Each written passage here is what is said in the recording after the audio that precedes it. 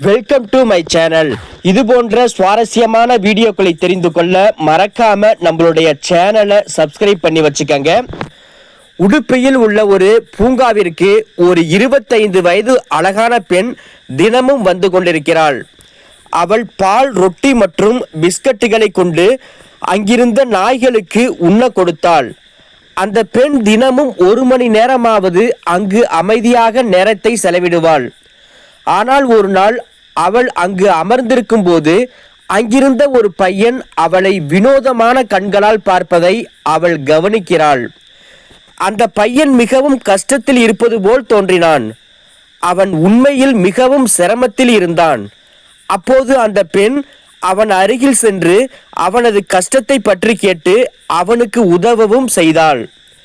பெண்ணின் உதவியை பெற்ற அந்த பையன் தன் கஷ்டம் ஓரளவு எல்லாம் சரியான பிறகு அந்த பெண்ணுக்கு நன்றி சொல்ல வந்தான். அப்போது அந்த பெண், நான் உனக்கு உதவி செய்தது போலவே நீ அதற்கு பதிலாக எனக்கு ஒரு உதவி செய் என்று கேட்கிறாள். சரி மேடம், என்ன உதவி வேண்டும் என்று சொல்லுங்கள் என்று அந்த பையன் அந்த பெண்ணிடம் கேட்கிறான். அப்போது அவள் ஆசை நிறைந்த கண்களால் அவனை பார்த்து கொண்டிருந்தாள். அவளது கண்களை பார்த்தவுடனேயே அந்த பையனுக்கு எல்லாம் புரிந்துவிட்டது. உங்கள் ஆசையை நிறைவேற்ற நான் கடமைப்பட்டுள்ளேன் என்று அந்த பெண்ணை அழைத்து தன்னுடைய அறைக்கு அழைத்து செல்கிறான். அதற்கு பிறகு இந்த கதை ரேகா என்ற 24 வயது பெண்ணை பற்றியது. இந்த பெண் ஒரு பணக்கார குடும்பத்தின் மருமகள் ஆவாள். இவளுக்கு பணம், தங்கம், வெள்ளி எதற்கும் குறைவில்லை. இவள் தினமும் ஒரு பூங்காவிற்கு சென்று அங்குள்ள நாய்களுக்கு பால், ரொட்டி மற்றும் பிஸ்கட்டுகளை கொண்டு அங்கிருந்து மண்பாத்திரங்களில் போட்டு வந்தாள். நாய்கள் வந்து அவள் முன்னும் பின்னும் ஓடிக்கொண்டிருக்கும். அந்த பெண் ஒரு மேஜை மீது உட்கார்ந்திருந்து அந்த நாய்கள் சாப்பிடுவதை பார்த்து போனில் யாரிடமாவது பேசிக்கொண்டு அமைதியாக 1 அல்லது 2 மணி நேரம் அங்கேயே நேரத்தை செலவிடுவாள். அதன் பிறகு வீட்டிற்கு திரும்பி செல்வாள். தினமும் இதுவே அவளது வேலையாக இருந்தது. ஆனால் 2-3 நாட்களாக ஒரு 25 வயது மனோஜ் என்ற பையன் அதே பூங்காவிற்கு வந்து கொண்டிருந்தான். அவன் மிகவும் வினோதமான கண்களால் ரேகாவை பார்த்து கொண்டிருந்தான். அதேபோல் அங்கிருந்த அந்த ரொட்டி, பாலையும் நாய்கள் சாப்பிடுவதையும் பார்த்து கொண்டிருந்தான்.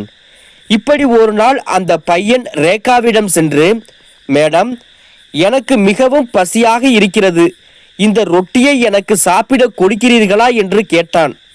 அவள், இல்லை இல்லை, இது நாய்களுக்கு மட்டுமே என்றாள். அப்போது மனோஜ், ஏன் மேடம், இந்த நாய்கள் சாப்பிடுவது போல நானும் சாப்பிடலாமே என்று கேட்டான். அவள், இல்லை, இது 2 நாட்களுக்கு முன்பே காலாவதியான ரொட்டி, இது மனிதர்கள் சாப்பிட உகந்தது இல்லை என்று சொன்னாள். பரவாயில்லை மேடம், காலாவதி ஆனாலும் பரவாயில்லை, நான் இதையே சாப்பிடுகிறேன், கொடுங்கள். அப்போது ரேகா, இல்லை வேண்டாம், உனக்கு மிகவும் பசியாக இருக்கிறதா என்று கேட்டாள். மனோஜும் ஆமாம் என்று தலையசித்தான். ரேகா மனோஜை அங்கிருந்த மேசை மீது உட்காரச் சொல்லி பூங்காவிற்கு வெளியே சென்று அந்த பையனுக்காக உணவு வாங்கி வந்தாள். மனோஜ் 2-3 நாட்களாக மிகவும் பசியுடன் இருந்தான். அவன் அந்த உணவை பார்த்து எல்லாவற்றையும் அவசரமாக சாப்பிட்டு விட்டான். பிறகு ரேகாவிற்கு நன்றியும் சொன்னான். ரேகாவும் பரவாயில்லை என்று சொல்லி அங்கிருந்து கிளம்பி சென்றாள். மறுநாள் காலையில் 9 மணிக்கு ரேகா வழக்கம் போல் பூங்காவிற்கு வந்தாள். மனோஜ் முந்தைய நாட்கள் போலவே அங்கேயே உட்கார்ந்திருந்தான். ரேகா அங்கிருந்த நாய்களுக்காக ரொட்டியும் மனோஜிற்காக முதல் நாளிலேயே உணவு தின்பண்டங்களையும் வாங்கி வந்திருந்தாள். மனோஜை அருகில் அழைத்து சாப்பிடச் சொன்னாள். ஆனால் மனோஜ் வேண்டாம் மேடம் என்று கொஞ்சம் கூச்சப்பட்டான். தினமும் இப்படி சாப்பிட்டால் இவர்களை பற்றி எல்லோரும் என்ன நினைப்பார்கள் என்று யோசித்தான். பரவாயில்லை, எனக்கு தெரியும் உனக்கு மிகவும் பசியாக இருக்கிறது, வா வந்து சாப்பிடு என்று ரேகா மீண்டும் மீண்டும் சொன்னாள். மனோஜ் மிகவும் பசியுடன் இருந்தான். வந்து எல்லாவற்றையும் சாப்பிட்டான். அப்போது ரேகா, உன் பெயர் என்ன என்று கேட்டாள். என் பெயர் மனோஜ் என்றான். நீ எங்கே வசிக்கிறாய் என்று கேட்டபோது, நான் இங்கேயே இந்த பூங்காவில் வசிக்கிறேன். நீ எந்த ஊரிலிருந்து இங்கு வந்தாய் என்று கேட்டபோது, அப்போது மனோஜ் தனது கதையை விரிவாக கூறினான். நான் கோவையில் ஒரு கிராமத்திலிருந்து வந்தேன். என் தந்தை என்னை மிகவும் அடிப்பார், வேலைக்கு ஆகாதவன் என்று சொல்வார். இதையெல்லாம் தாங்க முடியாமல் பணம் சம்பாதிக்க வேண்டும் என்ற வெறியுடன் இங்கு வந்தேன். இப்போது மழைக்காலம், மிகவும் மழை பெய்து கொண்டிருப்பதால் எனக்கு எந்த வேலையும் கிடைக்கவில்லை. அதனால் கடந்த 10 நாட்களாக இங்கேயே அலைந்து கொண்டிருக்கிறேன். வேலை இல்லாமல் நீ இங்கு எப்படி இருக்கிறாய்? வீட்டிற்கு திரும்பி போ என்று ரேகா சொன்னாள். இல்லை மேடம், வீட்டிலிருந்து ஓடி வந்தேன். இப்போது எந்த முகத்தை வைத்துக்கொண்டு திரும்பி போவது? நான் இங்கேயே ஏதாவது ஒரு வேலை தேடிக்கொண்டு இருப்பேன். இரவு எங்கே தூங்குவாய் என்று கேட்டபோது, இங்கேயே பூங்காவில் தான் தூங்குவேன் என்றான். அதிகை மழை வந்தால் ஏதாவது கடையின் ஷட்டருக்கு கீழே சென்று தூங்கிவிடுவேன். இதை கேட்ட ரேகா மிகவும் வருத்தப்பட்டாள். பிறகு அங்கிருந்து வீட்டிற்கு கிளம்பி சென்றாள். அந்த இரவு முழுவதும் மிகவும் பலத்த மழை பெய்து கொண்டிருந்தது. 3வது நாளும் பலத்த மழை பெய்து கொண்டிருந்தது. மனோஜ் ஒரு ஷட்டருக்கு கீழே உட்கார்ந்திருந்தான். ரேகா தினமும் எந்த பாதையில் வருவாளோ மனோஜ் அதே பாதையையே பார்த்து கொண்டிருந்தான். பூங்கா முழுவதும் மழை நீரால் நிரம்பி போயிருந்தது. மழை அதிகமாக இருந்ததால் அன்று எந்த நாய்களும் அங்கு காணப்படவில்லை. ரேகா மேடம் இன்று வருவாளோ இல்லையோ என்று மனோஜ் யோசித்து கொண்டிருக்கும் போது சுமார் 10 மணிக்கு ரேகா கொடை பிடித்து கொண்டு அங்கு வந்தாள். வந்து அங்கும் இங்கும் பார்த்து கொண்டிருந்தாள். நாய்கள் எதுவும் காணப்படவில்லை. மேடம் என்னைத்தான் தேடுகிறார்களோ என்று நினைத்து மனோஜ் ஷட்டருக்கு கீழிருந்து எழுந்து அவள் முன் வருகிறான்.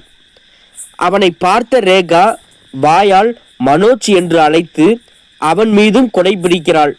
ஏனெனில் மழை மிகவும் பலமாக பெய்து கொண்டிருந்தது. நான் இன்று இங்கு வர நினைக்கவில்லை. என் அத்தையும் எங்கே போகிறாய்? இவ்வளவு மழையில் உள்ளே வா என்று சொன்னார். ஆனால் நான் உனக்காக உணவு கொண்டு வந்திருக்கிறேன். எனக்கு தெரியும் உனக்கு பசியாக இருக்கும் என்று. இதையெல்லாம் கேட்ட மனோஜின் கண்களில் கண்ணீர் வந்தது. அப்போது ரேகா, அழாதே மனோஜ், எல்லோருக்கும் கெட்ட நேரம் வரும், ஆனால் ஒரு நாள் நல்ல நேரமும் வரும். இதை சாப்பிடு என்று சொல்லி மேலும் 5000 ரூபாய் அவன் கையில் கொடுத்து, மனோஜ், முதலில் உனக்கு இருக்க ஒரு அறையை கண்டுபிடி, பிறகு வேலையை தேடி என்று சொன்னாள். சரி மேடம், மிக்க நன்றி என்று சொல்லி அந்த நிமிடத்திலிருந்தே மனோஜ் அறை தேடத் தொடங்கினான். மறுநாள் ரேகா பூங்காவிற்கு வரும்போது மனோஜ் குளித்துவிட்டு புதிய டிஷர்ட் அணிந்து அவள் முன் வந்து நின்றான். ரேகா, என்ன இன்று குளித்துவிட்டு மிகவும் புத்துணர்ச்சியாக தெரிகிறாய் என்றாள். ஆமாம் மேடம், எனக்கு வாடகைக்கு அறை கிடைத்து விட்டது. இப்போது வேலையையும் தேடுகிறேன். இன்றும் ரேகா மனோஜிற்காக உணவு பண்டங்களை கொண்டு வந்திருந்தாள். இருவரும் மேஜையில் அமர்ந்து பேசிக் கொண்டிருந்தனர். இந்த ரேகாவின் வாழ்க்கை கதை மிகவும் விசித்திரமானது.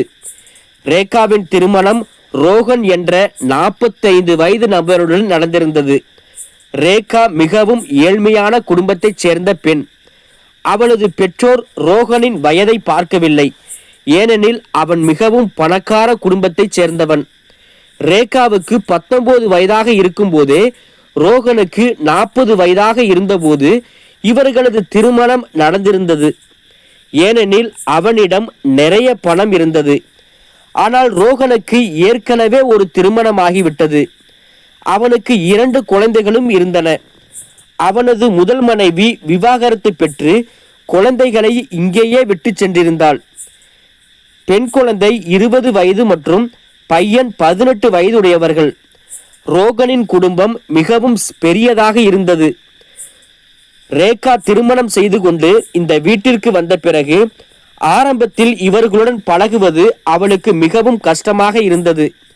ரோகன் மிகவும் நல்ல மனிதனாக இருந்தான். ஆனால் மாதத்திற்கு 1 முறை அல்லது 2 முறை மட்டுமே ரேகாவுக்கு நேரம் கொடுத்தான். மற்ற நாட்கள் எல்லாம் வேலை, வீடு, அலுவலகம் என்று அவள் பக்கமே பார்க்கவில்லை. தனது தந்தையுடன் சேர்ந்து அலுவலக வேலைகளில் மிகவும் பிஸியாக இருப்பான். ரோகன் ரேகாவுக்கு நிறைய பணம் கொடுத்தான். அவளுக்கு நிறைய செலவு செய்தான். ஆனால் அதற்கு பதிலாக அவளிடம் அதிக வீட்டு வேலைகளையும் வாங்கினான். அவர்கள் வீடு மிகவும் பெரிதாக இருந்தது. வீட்டு வேலைக்காரி வந்தாலும் வேலை அதிகமாக இருந்ததால் ரேகாவுக்கும் நிறைய வேலை செய்தாள். ரேகா தனது மனதின் எல்லா விஷயங்களையும் வீட்டு வேலைக்காரியிடம் சொல்வாள். அவர்கள் இருவரும் நல்ல நண்பர்களைப் போல இருந்தனர். ரோகனின் 2 குழந்தைகளும் ஹாஸ்டலில் இருந்தனர். மிகவும் துக்ககரமானது இந்த ரேகாவின் வாழ்க்கை. ரேகா யாரையாவது கஷ்டத்தில் பார்த்தால் அவர்களுக்கு உதவ முயற்சிப்பாள். அதனால்தான் அத்தனை பலத்த மழை வந்தாலும் கூட மனோஜிற்காக சமைத்த உணவு கொண்டு வந்திருந்தாள். மேலும் மனோஜிடம் நேரம் செலவிடுவது ரேகாவுக்கு பிடித்து போனது. அதனால் மீண்டும் வழக்கம் போல ரேகா மறுநாள் காலையும் பூங்காவிற்கு சென்றாள். ஆனால் அன்று மனோஜ் வரவில்லை. 2-3 நாட்கள் மனோஜ் வரவே இல்லை. ரேகா மிகவும் கவலைப்பட்டாள். 4வது நாள் மனோஜ் பூங்காவிற்கு வந்தான். ஒருவரையொருவர் பார்த்ததும் மிகவும் மகிழ்ச்சியடைந்தனர். ரேகா இத்தனை நாட்கள் ஏன் வரவில்லை என்று கேட்டாள். எனக்கு வேலை கிடைத்தது மேடம். இங்கேயே அருகில் உள்ள ஒரு பேக்கரியில் வேலை செய்கிறேன். காலை 9 மணிக்கு வேலைக்கு செல்ல வேண்டும். அதனால் வரவில்லை என்றான். அப்படியா? எனக்கும் தோன்றியது உனக்கு வேலை கிடைத்திருக்கும் என்று. எப்படி இருக்கிறது வேலை என்று கேட்டாள். மிகவும் நன்றாக இருக்கிறது மேடம். ஆமாம், உங்க வீடு இங்கேதான் இருக்கிறதா என்று கேட்டான். அப்போது ரேகா சிரித்து கொண்டே, ஓ, இப்போதுதான் உனக்கு நேரம் கிடைத்திருக்கிறது. என் வீடு எங்கே இருக்கிறது என்று கேட்க என்றாள். இல்லை மேடம், எனக்கு நீங்கள் ஏதாவது சொல்லிவிடுவீர்களோ என்று பயமாக இருந்தது. அதனால்தான் கேட்கவில்லை என்றான். ரேகா சிரித்து கொண்டே, என் வீடு இங்கே ஒரு காலனியில் இருக்கிறது மனோஜ். தினமும் நீ காலை 9 மணிக்கு இங்கே வா என்றாள். இல்லை மேடம், 9 மணிக்கு வேலைக்கு செல்ல வேண்டும். பேக்கரி உரிமையாளர் 10 நிமிடம் முன்னதாகவே வர சொல்கிறார். நீங்களே காலை 8 மணிக்கு வாருங்கள், நானும் வருகிறேன் என்றான். இருவர் மனதிலும் அதிக அன்பு வர ஆரம்பித்தது. ஒருவரையொருவர் பார்க்காமல் துடித்து கொண்டிருந்தனர். ரேகாவோ 9 மணிக்கு வருவது மிகவும் கஷ்டம். இன்னும் 8 மணிக்கு வருவது முடியாத காரியம். வீட்டில் நிறைய வேலைகள் இருக்கு என்றாள். இன்னும் என்ன செய்வது என்று யோசித்து கொண்டிருக்கும் போது, இருக்கட்டும் விடு, உனக்கு விடுமுறை உள்ள நாட்களிலேயே சந்திப்போம் என்றாள். சரி என்று சொல்லி இப்போது இருவரும் மனோஜுக்கு திங்கட்கிழமை விடுமுறை இருந்ததால் அன்றே சந்திக்க தொடங்கினர். அவர்கள் இருவரும் இப்போது மிகவும் நெருக்கமாக இருந்தனர். ஒன்றாக நேரத்தை செலவிட தொடங்கினர். இப்போது இருவரும் தனிமையில் சந்திக்க வேண்டும் என்று மனதிற்குள் யோசித்து கொண்டிருந்தனர். இப்படி ஒரு நாள் ரேகா மனோஜிடம், உன் அறையை எனக்கு காட்ட மாட்டாயா என்று கேட்டாள். ஏன் காட்ட மாட்டேன், வாருங்கள் போகலாம் என்று சொல்லி அவளை அவன் அறைக்கு அழைத்து சென்றான். அங்கு சென்ற பிறகு ரேகா மற்றும் மனோஜ் தங்கள் கண்களால் காதலை பரிமாறி கொண்டனர். இருவருக்கும் இடையே உறவு வளர்ந்தது. அந்த உறவு எல்லை தாண்டி செல்லவும் ஆரம்பித்தது. இப்போது ஒவ்வொரு வாரமும் அவர்கள் சந்தித்து கொண்டிருந்தனர். இருவரின் உறவு ரோகனுக்கும் அவனது குடும்பத்திற்கும் தெரிந்ததும் நிலநடுக்கமே ஏற்பட்டது. ரோகனின் பெற்றோர்கள் ரேகாவை மிகவும் மோசமான வார்த்தைகளால் திட்டினர். நீ ஒரு ஒழுக்கமற்ற பெண், மிகவும் மோசமான வார்த்தைகளை சொல்லி திட்டினார்கள். இதையெல்லாம் கேட்டுக்கொண்டிருந்த ரேகா தலை குனிந்து நின்றாள். ஏனெனில் அவளால் ஒரு பெரிய தவறு நடந்திருந்தது. அவளது மாமியார் மாமனார் ரோகனிடம் அவளது பெயரில் இருந்த 25 லட்சம் ரூபாயை எடுத்துக்கொண்டு அவளை வீட்டிலிருந்து வெளியேறுமாறு சொன்னார்கள். அவர்கள் மிகவும் பணக்காரர்களாக இருந்தனர். வீட்டில் ஒவ்வொரு உறுப்பினர் பெயரிலும் வங்கியில் பணம் வைத்திருந்தனர். ஆனால் ரோகன், எனக்கு எந்த பிரச்சனையும் இல்லை, எந்த துக்கமும் இல்லை. ஏனெனில் ரேகா மகிழ்ச்சி இல்லாமல் இருந்தாள். அன்பின் தேவை அவளுக்கு இருந்திருக்கலாம். அதனால்தான் அவள் இந்த வேலையை செய்திருக்கிறாள். தவறு அவளுடையது அல்ல, எல்லா தவறும் என்னுடையதுதான்.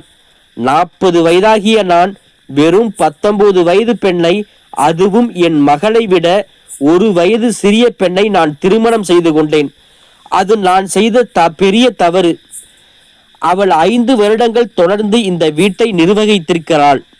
நம் எல்லோரையும் மிகவும் நன்றாக பார்த்து கொண்டாள். ஒரு நாள் கூட அவளுக்கு பிறந்த வீட்டிற்கு செல்ல வாய்ப்பு கிடைக்கவில்லை.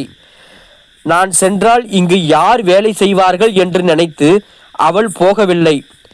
இன்னும் எத்தனை நாட்கள் தான் அவள் இந்த வீட்டிற்காக உழைக்க வேண்டும்? அவளும் ஒரு பெண், அவளுக்கும் ஆசைகள் இருக்கும், அவளது தனிப்பட்ட தேவைகளும் அவளுக்கு இருக்கும். அது வெறும் பணத்தால் எல்லாம் கிடைக்காது என்று சொன்னான். இதையெல்லாம் கேட்ட ரோகனின் பெற்றோர்கள், நீ என்ன பைத்தியமாகி விட்டாயா என்று திட்டினார்கள். பிறகு ரேகா தனியாக ரோகனிடம் சென்று, என்னால் ஒரு பெரிய தவறு நடந்துவிட்டது என்று மன்னிப்பு கேட்டாள். ரேகா, இதனால் எனக்கு எந்த பிரச்சனையும் இல்லை. நீ மனோஜுடன் சந்தோஷமாக இருப்பாய். அவன்தான் உன் எதிர்காலம். உனக்கு எந்த உதவி வேண்டுமானாலும் தயவு செய்து என்னிடம் கேள். நான் எப்போது வேண்டுமானாலும் உனக்கு உதவுவேன் என்றான். இதை கேட்ட ரேகா தேம்பி தேம்பி அழுதாள். கடைசியாக ரோகன் கையை பிடித்து கொண்டு, என்னை மன்னித்து விடுங்கள், உங்கள் 25 லட்சம் ரூபாயை நீங்களே வைத்துக் கொள்ளுங்கள் என்று சொன்னாள். அப்போது ரோகன், அழாதே ரேகா, எனக்கு இந்த பணம் தேவையில்லை. என்னிடம் நிறைய பணம் இருக்கிறது. இந்த பணத்தை நீயே எடுத்து கொண்டு போ. இதை வைத்துக்கொண்டு மனோஜுடன் ஒரு நல்ல வாழ்க்கையை நடத்து என்று சொன்னான். உனக்கு எந்த உதவி வேண்டுமானாலும் எனக்கு போன் செய் என்று சொன்னான். பிறகு ரேகா முழு மனதுடன் அங்கிருந்து மனோஜுடன் அவன் கிராமத்திற்கு சென்றாள். அங்கு இருவரும் சேர்ந்து ஒரு தொழிலை தொடங்கினர். பிறகு இருவரும் ஒரு கோவிலில் திருமணம் செய்து கொண்டனர். இப்போது இருவரும் அழகான மகிழ்ச்சியான வாழ்க்கையை வாழ்ந்து கொண்டிருக்கின்றனர். இந்த கதையை பற்றி உங்களுடைய கருத்துக்களை கீழே இருக்கிற கமெண்ட் செக்ஷன்ல கண்டிப்பா சொல்லுங்க. இந்த வீடியோ பிடிச்சிருந்துச்சு அப்படின்னா மறக்காம நம்மளுடைய சேனலை சப்ஸ்கிரைப் பண்ணி வச்சுக்கோங்க. தேங்க்ஸ் ஃபார் வாட்சிங்.